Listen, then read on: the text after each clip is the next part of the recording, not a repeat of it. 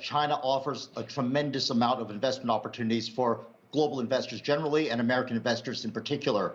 But I think what we have to keep in mind is that President Biden is following a long tradition of using economic incentives to induce and incentivize social change. And this goes back as part of U.S. foreign policy for decades and decades, all the way back to the 1800s. What we have to keep in mind is that the objective here is not to maximize return for U.S. investors, but to incentivize social and political change in China.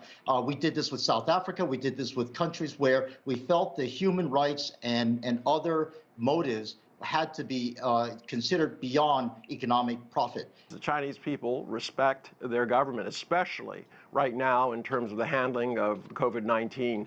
This kind of trying to say this is somehow like South Africa, I think it's disingenuous. I mean, China's achievements and accomplishments go far beyond any kind of parallel to that. And I think that's really the problem that Bill and many others have with China is not what they perceive as success, but it's, failures, but China's success with a different system.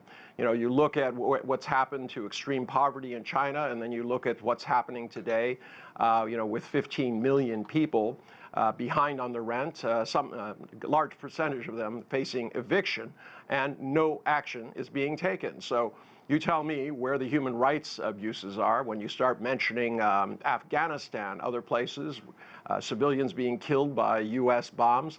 I mean, this is kind of difficult to swallow for a lot of people in China, that they are somehow the bad guys here when they have produced 40 years of continuous success, and the U.S. has been sliding sideways.